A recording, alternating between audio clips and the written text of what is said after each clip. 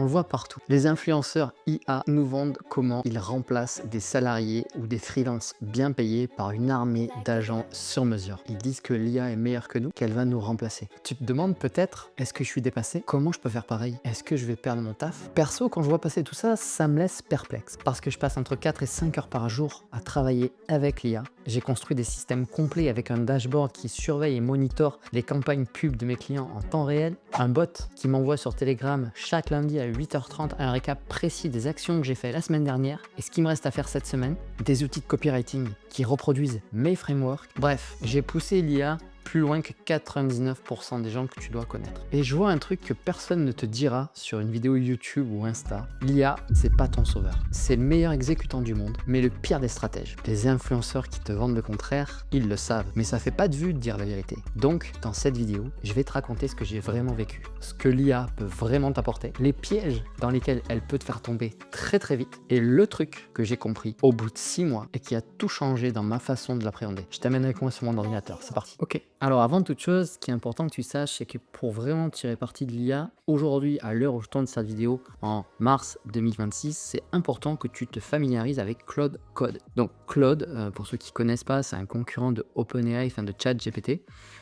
Pour moi aujourd'hui ça fait plus d'1 an que j'utilise. Déjà il était très fort en copywriting, mais je pense qu'aujourd'hui il est vraiment top niveau dans à peu près tout ce qui se fait.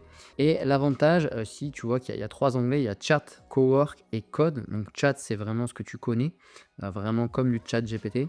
Et code, l'avantage de ça, c'est qu'il va pouvoir écrire des fichiers sur ton disque dur et créer pour toi des logiciels. Donc ça, je vais pas te faire un tuto sur comment maîtriser Claude Code. Il y a d'autres youtubeurs justement qui ont déjà fait le job. Mais ça, c'était juste un petit rappel pour toi, que tu saches qu'aujourd'hui, c'est plutôt là-dessus qu'il faut que tu l'utilises. L'avantage de Claude Code, c'est qu'en fait, en gros, il est super simple.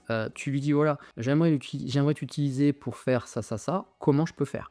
J'aimerais t'utiliser pour faire un site internet. Comment je peux faire? Ok, quand j'ai fait mon site internet, comment est-ce que tu peux le publier en ligne pour moi? Et il va te dire.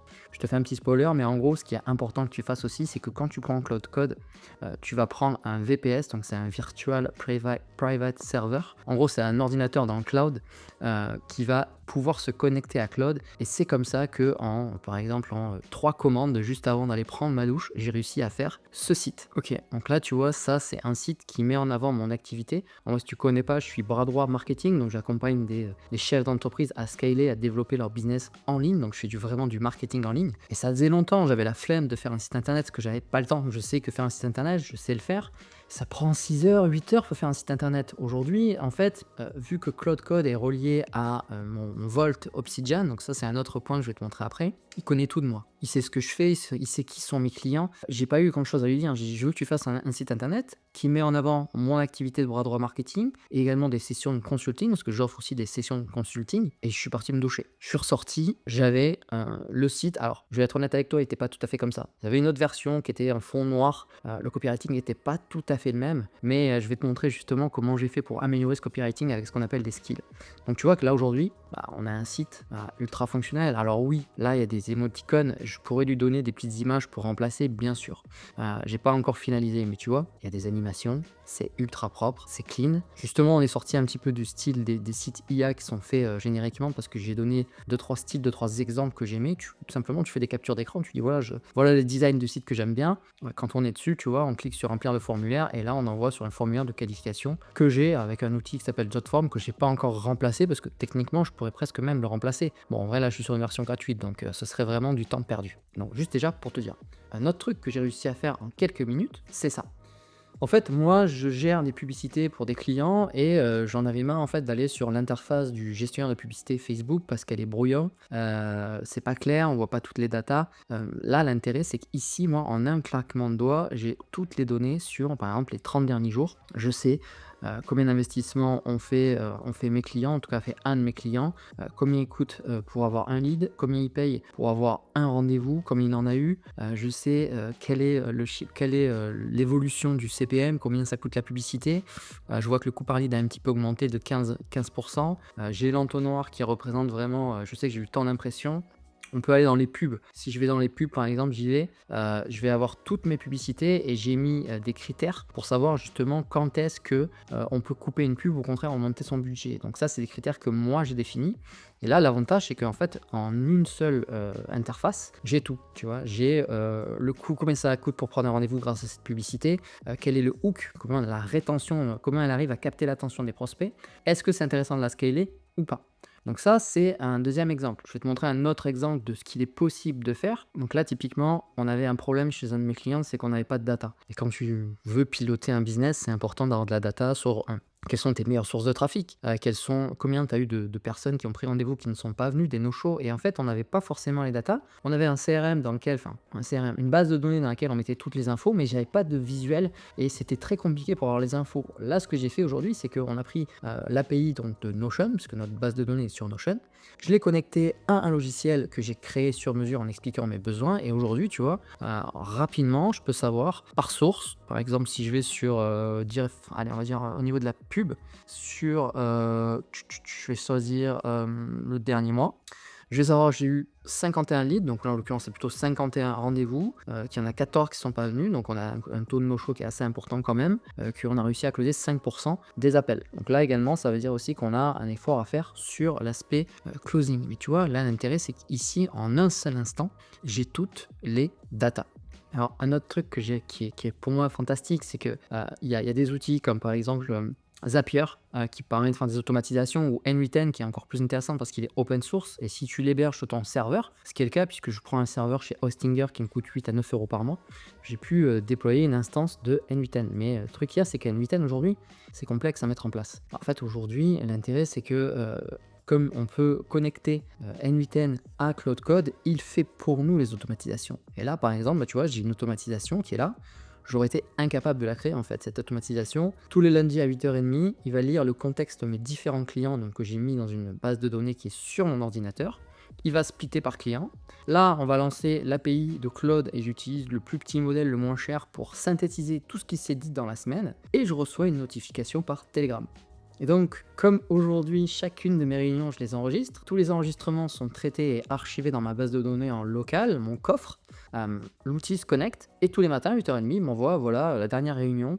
On s'est dit ça, les actions à présenter aujourd'hui sont ça, ça, ça et ça. Est-ce qu'on a pu faire ça, est-ce qu'on a pu faire ça, etc., etc. La chose qui est importante que tu comprennes, c'est qu'en fait, aujourd'hui, le potentiel, il est assez illimité. En fait, la seule limite, moi j'aime bien prendre cet exemple, c'est que, tu vois, quand j'ai découvert les MP3, on pouvait télécharger des MP3, alors oui, ok, c'est pas bien, mais l'avantage, c'est qu'à un moment donné, quand tu découvres les MP3, à un moment donné, je me suis fait cette réflexion en me disant, la seule limite, c'est mon cerveau, en fait. Qu'est-ce que je vais pouvoir décider de télécharger? Aujourd'hui, en fait, avec l'IA, c'est exactement pareil. La seule limite qu'il y a, c'est l'imagination que tu vas avoir. Par contre, je te disais en préambule de cette vidéo, c'est qu'aujourd'hui, l'IA, c'est pas un bon stratège. Et je le vois, et je pense que tu peux t'en assurer toi-même, va sur ton IA, même si tu as mis en place un projet où il y a plein de data, il va pas pouvoir t'aider à piloter. Tu vois, aujourd'hui, moi, je suis sur Obsidian, donc je vais te montrer un petit peu la structure de comment je crée le contexte dans lequel navigue Claude. Ok. Donc là, tu vois, c'est typiquement un exemple où on est dans mon inbox. Donc là, c'est là où tous vont les appels qui sont en place. Ici, tu vas avoir les différentes casquettes. Ça, c'est tous mes différents clients. Ici, tu vas avoir des ressources qui sont typiquement des notes de formation que j'ai pu faire, je suis. En fait, l'IA, elle a accès à tout ça. Donc, elle a accès notamment à un autre truc qui est ça, tu vois. En gros, aujourd'hui, c'est par exemple ma chaîne YouTube. Je vais expliquer quelle est ma méthode, qu'est-ce que je veux faire, quels sont les clients que je vais toucher. C'est pour ça que, tu vois, j'ai réussi à créer juste avec un prompt, lui dire vas-y, crée un site internet pour moi. Parce qu'en fait, il a tout le contexte, il sait qui je suis, il sait qui sont mes clients, il a toutes les infos et surtout il a une mémoire. Quand tu crées Cloud Code, tu verras en fait, il va créer deux fichiers dans le dossier sur lequel tu vas l'installer. Il va créer un dossier Cloud et un dossier mémoire. Et en fait, à chaque fois que tu termines une session de travail, il va enregistrer ça en mémoire. Et c'est comme ça, en fait, que tu vas arrêter de devoir répéter chaque fois qui tu es, ce que tu fais, etc., etc. Et ça va aller beaucoup plus loin. Et à chaque fois que tu vas faire une requête, tu vas avoir des réponses plus précises. D'ailleurs, si je retourne dans Claude, il y a un truc qui est pour moi un des éléments les plus sous-cotés, c'est les compétences. Donc, pour les trouver, tu vas aller dans Paramètres et tu vas aller ici dans Capacité. Alors, je crois qu'ils l'ont déplacé en l'occurrence. Voilà, tu vas aller en Personnalisation. Et ici, en fait, tu vas trouver des compétences. Alors, qu'est-ce que c'est une compétence? Un skill, c'est, moi, je fais beaucoup de copywriting pour mes clients.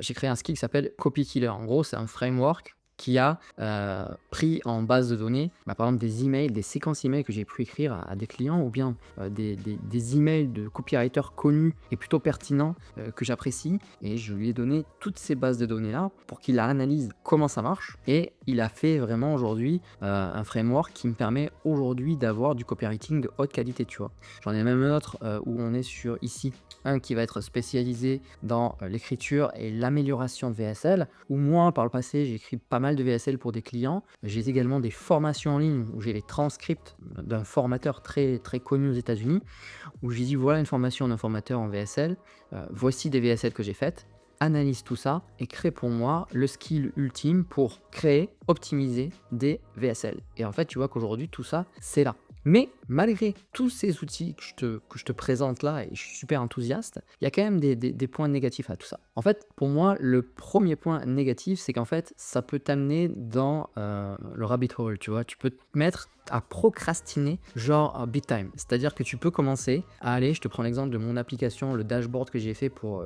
la publicité. Tu vas pouvoir te dire, ok, tu sais quoi, j'ai envie de changer le bouton, j'ai envie qu'il soit plus carré, que quand je clique dessus, et en fait, tu vas te retrouver à faire des micro-détails qui ne servent à rien. Tu vas passer 3 heures, parce qu'à un moment donné, quand tu fais des modifications, c'est du développement, donc une application qui fonctionne peut se mettre à cracher, et tu vas perdre un temps fou. Donc ça, c'est le premier danger avec l'IA que moi je vois, c'est que ça peut t'amener à faire vraiment de la grosse procrastination active. Tu as l'impression de bosser, mais en fait, tu fais rien. Donc ça, c'est le premier point sur lequel il faut que tu sois très vigilant. Le deuxième point que je voulais te dire, c'est par rapport à tout ce que les influenceurs IA nous vendent. J'ai remplacé mon équipe marketing avec l'IA. Aujourd'hui, je pilote toutes mes campagnes avec l'IA. Oui, alors comme tu l'as vu, moi, j'ai mis en place un dashboard. J'ai donné des critères. Si une pub a un tel taux de clic, a un taux de conversion en rendez-vous à X%, tu peux me donner un indicateur qu'il faut la couper ou qu'au contraire, il faut l'augmenter. Mais je reste maître de ça. Je garde le contrôle sur tout ça. La stratégie, c'est moi. C'est moi le stratège, c'est pas le robot.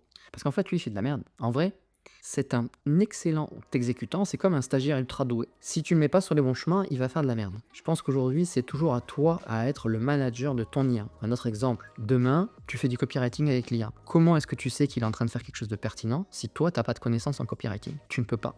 Tu vas pas pouvoir détecter s'il a fait quelque chose de mauvais ou de bon. Et ça, en final, je pense que c'est une très bonne nouvelle. Parce que même si on va dans un monde où fatalement l'IA va prendre de plus en plus de place, si on est juste un exécutant technique, oui, on va se faire remplacer. C'est certain. L'IA travaille beaucoup plus vite que nous. Mais si par contre, on continue à faire évoluer notre cerveau, à s'instruire, à regarder des stratégies, à se cultiver, à se former, on pourra savoir si l'IA travaille bien ou si elle fait de la merde. Si elle fait de la merde, on pourra la corriger pour l'amener dans le sens où nous on veut aller. Donc ça, c'est plutôt la bonne nouvelle. Et si tout ce que je viens de te présenter, ça te fait envie, mais 1, t'as pas le temps, et 2, les connaissances techniques te manquent et tu as peur de perdre, sache que moi aujourd'hui, quand je travaille avec un client, je lui amène ces outils-là. C'est-à-dire que grâce à l'IA aujourd'hui, j'amène des outils au service du marketing de l'entreprise de mes clients, du pilotage également de l'entreprise de mes clients. Donc si ça t'intéresse de travailler avec moi, que ce soit pour des sessions de consulting ou pour que j'intègre ton entreprise et que je sois 360 dedans, tu as un formulaire en dessous, clique dedans et on s'appelle et on parle de tes besoins. Voilà, c'est tout pour cette vidéo aujourd'hui. J'espère que ça t'a plu. Abonne-toi, active les notifications pour ne pas rater la prochaine. Salut!